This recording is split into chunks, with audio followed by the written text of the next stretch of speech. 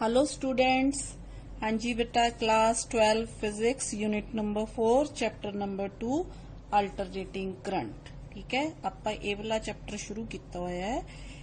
ਆਪਾਂ ਆਪਣੇ last lecture ਦੇ ਵਿੱਚ ਜਿਹੜਾ ਹੈ AC voltage and AC current ਵਾਸਤੇ ਆਪਾਂ ਐਵਰੇਜ ਵੈਲਿਊ ਫਾਈਂਡ ਆਊਟ ਕੀਤੀ। ਠੀਕ ਹੈ, ਅੱਜ ਆਪਾਂ ਫਾਈਂਡ ਆਊਟ ਕਰਾਂਗੇ ਬੇਟਾ RMS root mean square value of AC current और AC वोल्टेज। ठीक है, तो चलो आप पहला देखिए बेटा कि root mean square value of AC हुंदी की है। ठीक है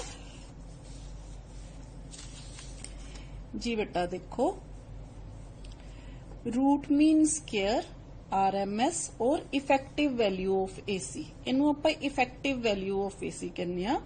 It is defined as that value of a direct current which produces the same heating effect in a given resistor as is produced by the given alternating current when passed for the same time। ठीक है, हाँ जी बेटा, ये definition है जिहड़ी ये तुहानू किवें क्लीयर होएगी। देखो बेटा, तुहानू एग्जाम्पल दस दिया मैं। मान लो बेटा जी अपने कोल एक AC सर्किट है, यानी कि आप एक बल्ब जगा रहे हैं। इत्थे मान लो आ बल्ब है, AC सप्लाई है इत्थे। ठीक है, ते आ सेम बल्ब है, मान लो बेटा इत्थे अपने कोल DC सप्लाई है। ठीक है, हुण आपां की करदे आ बेटा, जदों इहदे चों करंट पास करदा है, ठीक है, आ बल्ब है जिहड़ा वो जगना शुरू हो जांदा है। ठीक है, जदों बल्ब जगदा है या रजिस्टर है जदों जगेगा, तुहानू पता है कि कोई भी तार है जिहड़ी, कोई भी कंडक्टर है, रजिस्टर है, उहदे विचों जदों करंट पास करदा है ना, ਉਹ ਉਹਦੇ ਚ ਹੀਟਿੰग ਇਫੈਕਟ ਆ ਜਾਂਦਾ, यानी कि ਉਹ गर्म होना शुरू हो जाती है। ठीक है, जे तुसी टच करके देखो ना तो गर्म होना शुरू हो जाती है। मान लो तुसी बेटा इहदे चों करंट पास कर रहे हो, करंट पास करन नाल ना इन्ने H अमाउंट ऑफ हीट है जिहड़ी वो रिलीज करनी शुरू करती, यानी कि ये तार गर्म होगी। आ जिहड़ी तार है ना तुहाडे कोले की होगी, गर्म होगी। ठीक है, हाँ जी बेटा, हुण मान लो T टाइम वास्ते तुसी इहदे च करंट पास कीता सी। ठीक, इहदे च H अमाउंट ऑफ हीट है जिहड़ी वो प्रोड्यूस हुई। हुण तुसी इत्थे आ जाओ, हुण इस सर्किट दे विचों भी तुसी इन्ने टाइम वास्ते ही करंट पास करोगे। ठीक है, जदों इन्नी ही हीट ए प्रोड्यूस करना शुरू कर दे, H अमाउंट ऑफ हीट, यानी कि जिन्नी हीट T टाइम च इत्थे प्रोड्यूस हुई सी, उन्नी ही हीट T टाइम च जे AC सर्किट प्रोड्यूस करनी शुरू कर दे, तां आपां की कहने आ बेटा, फिर आ ए वाले करंट दी वैल्यू नू इहदी RMS वैल्यू कहने आ। ठीक है बेटा, समझ आ गई मेरी गल। अच्छा, दूसरी गल, मान लो तुसी बेटा 6 वोल्ट बैटरी है तुहाडे कोल। ठीक है, आ तुहाडे कोल 6 वोल्ट दी बैटरी है, ते इहदे विच तुसी मान लो RMS जिहड़ी है 6 वोल्ट है वैल्यू ऑफ AC। ठीक है, तां आपां कहांगे, जे आपां मान लो इहदे नाल कोई बल्ब जगाया तां आपां कहांगे will shine with same brightness.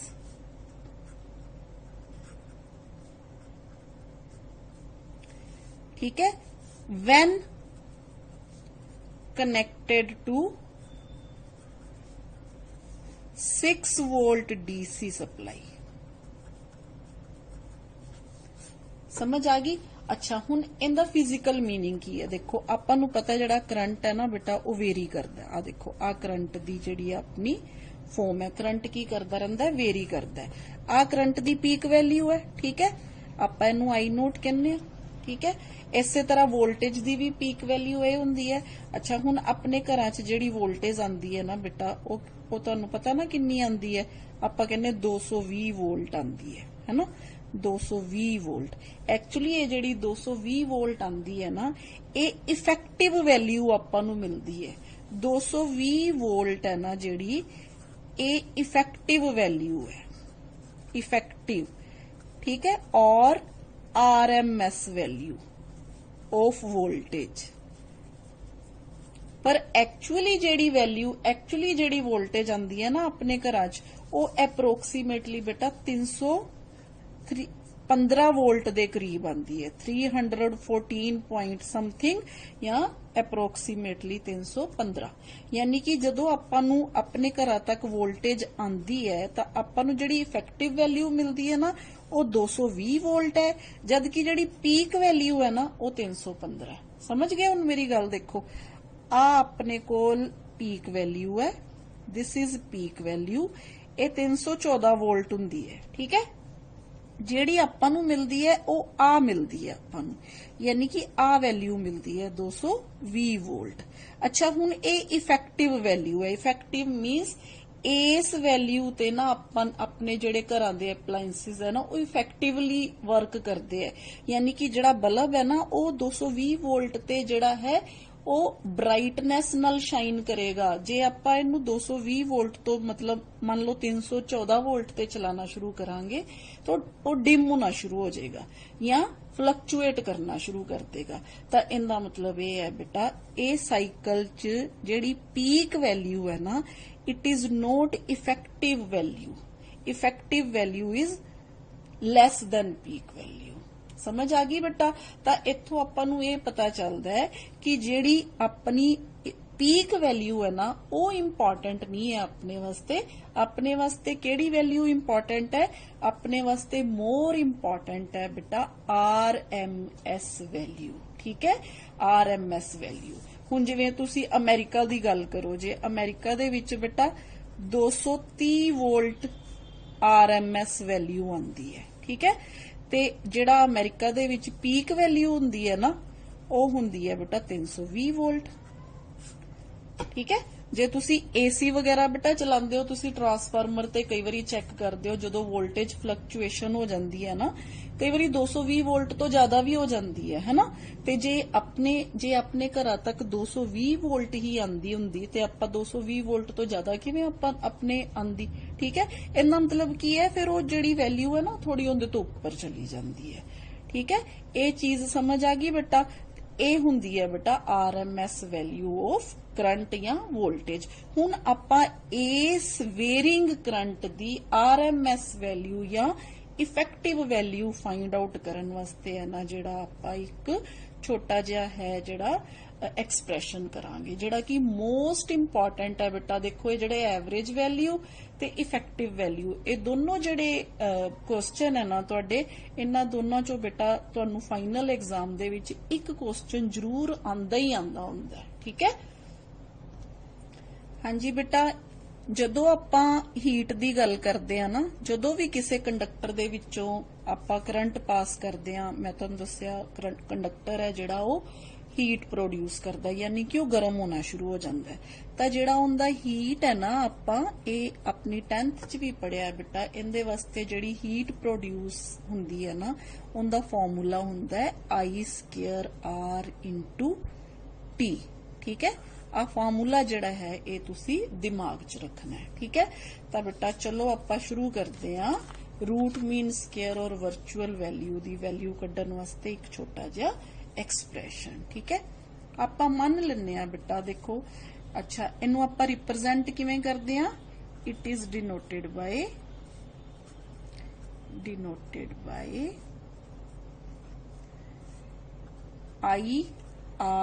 IRMS और I इफेक्टिव जो तुहानू ठीक लगता है। एक होर वैल्यू है जिन्हों आपां वर्चुअल वैल्यू भी बोल दिंदे आ, वो आपां IV। मतलब ये तुसी कंफ्यूज नहीं होना, ये सारियां इक्को ही वैल्यू है, IRMS, I इफेक्टिव ते I वर्चुअल। ठीक है जी बेटा। सुपोज एन अल्टरनेटिंग करंट, आपां नू पता है alternating current the value I = I0 sin ω t be passed through a circuit of resistor R। ठीक है, आ देखो हुने मैं तुहानू दिखाया, मान लो आ AC करंट है, आ रजिस्टर R है, ए करंट है जिहड़ा इहदे चों पास कर रहा है। ठीक है, अच्छा हुण देखो ये जिहड़ा करंट है इहदी वैल्यू है जिहड़ी वेरी करती रहेगी, इस तरह वेरी करती रहनी है ना। तां आपां ये वेरिंग वैल्यू दे विचों आपां वैल्यू है जिहड़ी वो निकालनी है हीट दी। ठीक है, तो फिर आपां बेटा की मन्नांगे, आपां ये मान लैने आ कि हीट प्रोड्यूस्ड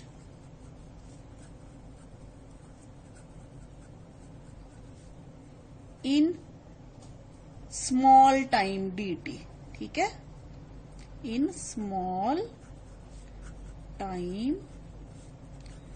dt इज, ਆਪਾਂ ਹੁਣੇ ਹੀਟ ਦਾ ਫਾਰਮੂਲਾ ਲਿਖਿਆ ਸੀ ਨਾ ਬੇਟਾ, ਤਾਂ ਸਮਾਲ ਹੀਟ ਫਿਰ ਕੀ ਹੋਗੀ, DH is equal to I square R dt, ठीक है।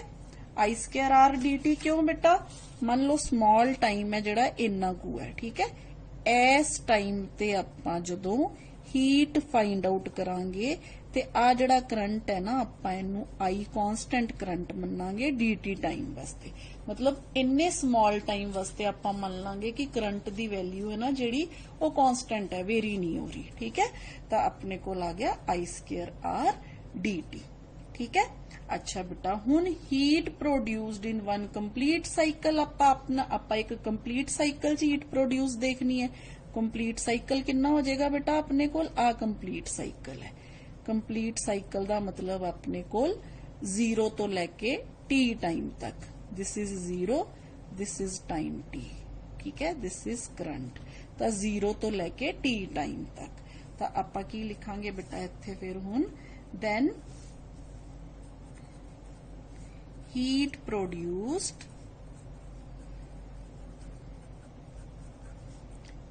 इन one complete cycle will be, हाँ जी, ਆਪਾਂ ਹੁਣ ਕੀ ਕਰਾਂਗੇ ਬੇਟਾ, ਸਿੰਪਲ ਆਪਾਂ ਇੰਟੈਗਰਲ ਕਰ ਦਾਂਗੇ ਇਹਨੂੰ, h is equal to 0 to t, क्योंकि अपने को 0 तो लेके t टाइम तक है एक साइकिल, ठीक है। I स्क्वायर R dt, बस बेटा ਹੁਣ ਆਪਾਂ ਕੀ ਕਰਨਾ ਹੈ, ਸਿੰਪਲੀ ਆਪਾਂ ਕਰੰਟ ਦੀ ਵੈਲਿਊ ਪੁੱਟ ਕਰਕੇ ਇਹਨੂੰ ਸੋਲਵ ਹੀ ਕਰਨਾ ਹੈ, ठीक है जी। बेटा h is equal to, हाँ जी पुट कर दो, करंट दी वैल्यू कितनी सी, I note sine omega T square R dt, ठीक है, 0 to t। हाँ जी बेटा हुण इहदे च देखो R है जिहड़ा वो कांस्टेंट है, तो इनू आपां बाहर रख लांगे। I नोट भी अपने कोल कांस्टेंट है, पीक वैल्यू है ना, इनू भी आपां बाहर रख लांगे। I नोट स्क्वायर R, अंदर अपने कोल की बच गया, sine square omega T dt, ठीक है। हाँ जी बेटा हुण ये फॉर्मूला सॉल्व करने वास्ते तुहानू थोड़ी बहुती ट्रिग्नोमेट्री आनी जरूरी है, ठीक है। तो बेटा अपने कोल h दी वैल्यू की आ जाएगी, हुण आपां साइन स्क्वायर ओमेगा टी नू आपां इस फॉर्म च लिख लेना है, I naught square R as it is, इनू आपां लिखांगे 1 minus cos 2 omega t by 2, ठीक है, dt। ये वैल्यू है बेटा साइन स्क्वायर थीटा दी, ठीक है। साइन स्क्वायर थीटा दी वैल्यू आपां इदां लिख लांगे, थीटा दी जगह इत्थे की है अपने कोल बेटा ओमेगा टी, ठीक है। तो आ गया अपने कोल, हुण इहनू अग्गों सॉल्व कर लैंदे आ। I naught square R by 2 बार निकाल लो बेटा, ठीक है। हाँ जी हुण आपां इहनू किवें सॉल्व करांगे, देखो स्टैप बाय स्टैप, पहला ब्रैकेट खोल लो, पहला आ गया 1 dt, ठीक है, 0 to t माइनस, सेकंड आ गया अपने कोल cos 2 omega T dt 0 to t, ठीक है बेटा। हाँ जी ब्रैकेट बंद। हुण नेक्स्ट अपने कोल I naught square R by 2, हाँ जी बेटा हुण इंदा अपने कोल इंटेग्रल की आ गया t, ठीक है, ते लिमिट्स 0 to t माइनस इंदा अपने कोल इंटेग्रल की आ गया बेटा sine 2 omega t, sine 2 omega t, नाले आ देखो आ कांस्टेंट है ना अपने कोल, इन्हां नूं आपां नीचे रख लिया 2 ओमेगा, ठीक है। तो ये आ गया अपने कोल बेटा 0 to t, ठीक है। बस आपां कुछ नहीं करना, इनू सॉल्व करी जाना, ठीक है। तो अपने कोल बेटा आ गया I naught square R by 2, हाँ जी बेटा हुण आपां लिमिट पुट करांगे तो अपने को आ गया सिंपल टी माइनस इस तरह बेटा हुण आपां इहदे च लिमिट पुट करनी है। अच्छा जदों आपां लिमिट पुट करनी है ना बेटा आपां ओमेगा दी वैल्यू या तां चेंज कर सकते हैं, ठीक है 2π/t कर सकते हैं, या आपां जिहड़ा एज इट इज रख के टी दी वैल्यू ओमेगा दे विच जिहड़ी है वो चेंज कर सकते हैं, ठीक है जी बेटा। जदों आपां हुण इहदी वैल्यू पुट करांगे तां अपने कोल आ गया साइन 2 ओमेगा स्मॉल टी दी जगह ते कैपिटल टी, ठीक है divided by 2 omega as it is minus हुण जदों आपां 0 पुट करांगे ते आ सारा कुछ साइन 0 विच इज 0, ठीक है। हुण आ जिहड़ी चीज है ना बेटा इनू आपां इदां सॉल्व करांगे I naught square R by 2 as it is this is T minus sine 2 into omega T. Omega T है ना बेटा जिहड़ा ये 2π दे बराबर है इंटू 2π डिवाइडेड बाय 2 ओमेगा, ठीक है क्यों क्योंकि ओमेगा जिहड़ा हुंदा है आपां नूं पता है omega is equal to 2π/t दे बराबर हुंदा है तां t omega t is equal to 2π हो गया, ठीक है। आ जिहड़ी वैल्यू है आपां इत्थे पुट करती, ठीक है।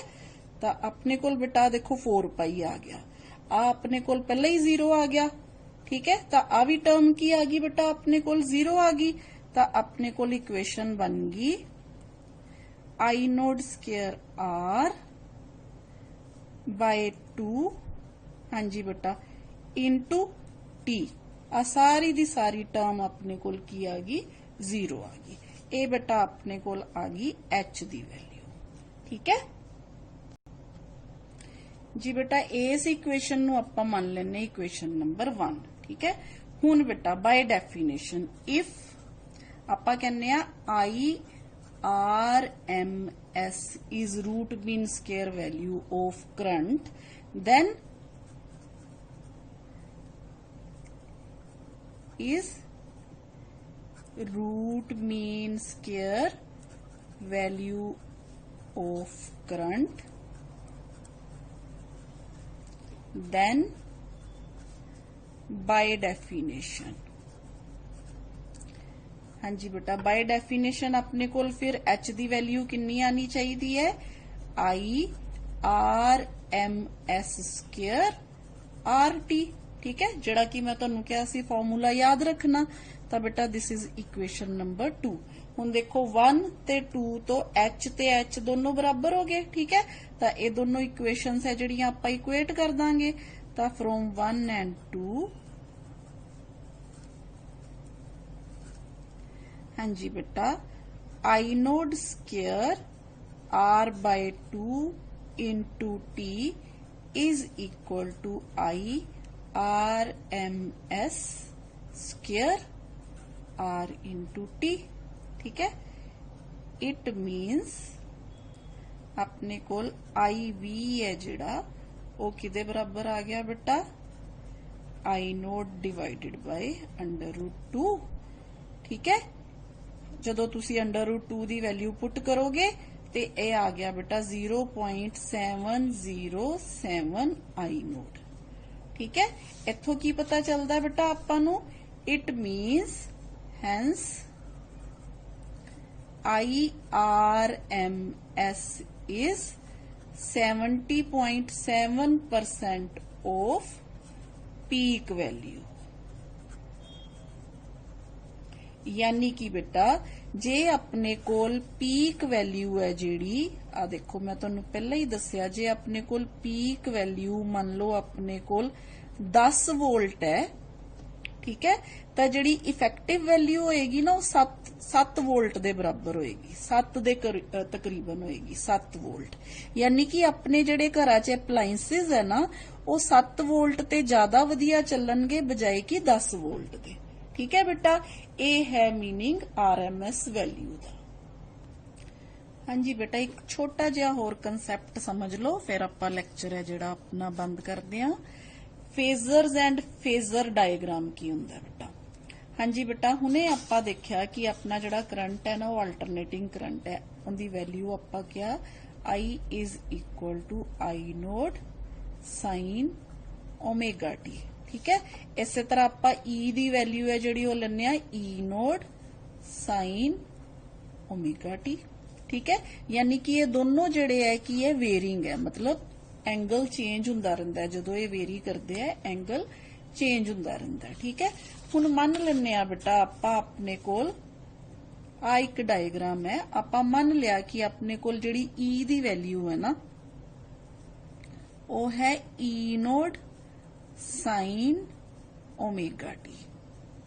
ठीक है, जिन्नू कि आपां सेम आपां इस तरह रिप्रेजेंट करते हैं। ठीक है, हुण आ जिहड़ी E दी वैल्यू है ना ये इत्थे किते भी हो सकती है, इत्थे भी हो सकती है, इत्थे भी, इत्थे भी, इत्थे भी, इत्थे भी, किते भी हो सकती है। ठीक है, मन लो बेटा इत्थे को है, मतलब जदों आ सर्कल है जिहड़ा ये आपां क्या ना एक सर्कल कंप्लीट हुंदा मीनस एक वेव पूरी हुंदी है। ठीक है, मान लो ओमेगा टी एंगल है ना जिहड़ा इत्थे को है, ये दिस इज ओमेगा टी।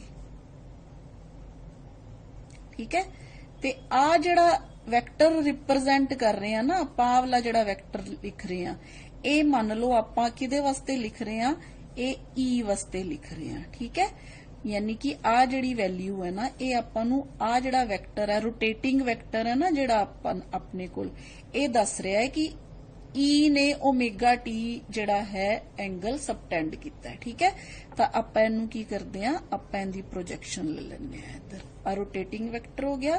तो बेटा आ जिहड़ी वैल्यू अपने कोल इधर आएगी ना this is value of E। ठीक है, हाँ जी बेटा इसे तरह हुण मान लो बेटा आपां जिहड़ा करंट है ना उनदी वैल्यू हैगी है अपने कोल I is equal to I naught sine omega t plus five. Plus 5 minus थोड़ा अगे निकल गया करंट, करंट है जिहड़ा EMF नालों थोड़ा अगे निकल गया, कितना अगे निकल गया 5 एंगल अगे निकल गया, यानी कि करंट है ना जिहड़ा मान लो उनदी वैल्यू आ है, this is value of current, ते आ जिहड़ा है ए 5 है। ठीक है, तो आपां इनू इधर प्रोजेक्ट कर दांगे, तो बेटा आ जिहड़ी वैल्यू है ना अपने कोल this is value of current.